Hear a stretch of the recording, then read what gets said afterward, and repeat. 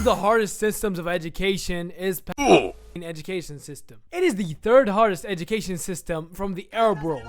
Now, I'll be completely honest, it's completely bullcrap sometimes. Like, for example, for the seniors, almost everything you'll learn from the freaking book does not come into some of the exams for like mathematics or chemistry or physics, which doesn't make sense, because why are we learning these books if they don't come, like, there's no structure of these questions that come in the exam. So what are we learning exactly? Oh my goodness, I explained this very poorly. What I'm trying to say here is the structure of the questions in the textbooks themselves do not come into these exams at all. And as normal as this sounds, you gotta understand, the point I'm trying to make here is the questions are so unpredictable, they're so hard. Most of your studying and effort will go into freaking online classes, personal classes, taking online exams. In short, 99% of the time you'd go better off not studying the textbooks themselves, which literally makes studying in school useless in this year,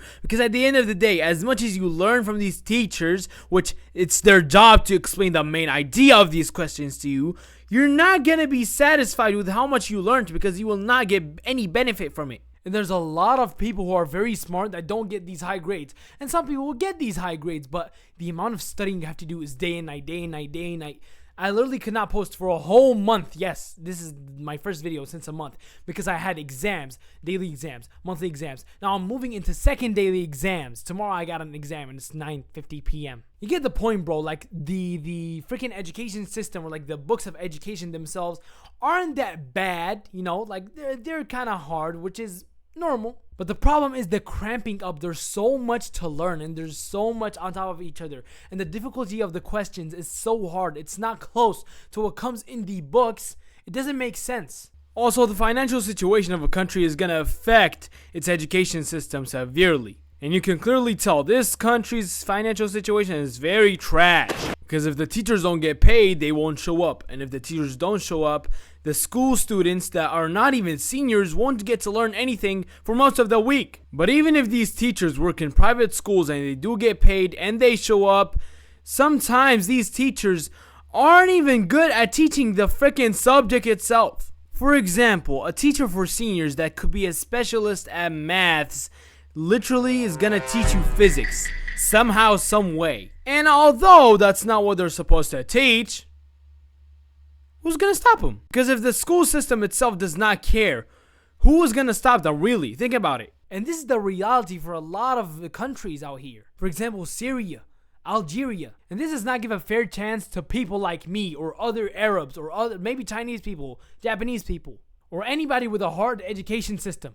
Because, for example, in the UAE, from what I've heard, you can literally choose what you want to learn in senior. For example, if you're good at cooking, yes, if you're good at cooking, you can take that as a subject and you will get a grade on it. If you're not good at chemistry, for example, you don't take any exams on it.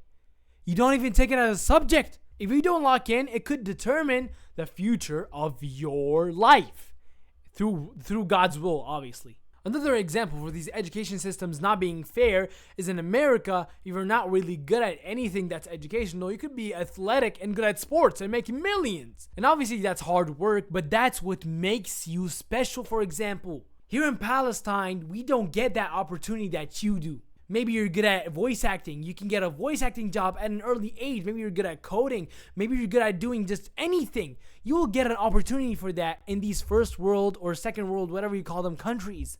And if you're from these countries, please, for me, for the children out there that don't have school education systems, do it for them. Do it for your creator, dude. Take action, please, because at the end of the day, you have so many opportunities that people do not have, that people would, in a heartbeat, switch their lives with yours to have this opportunity.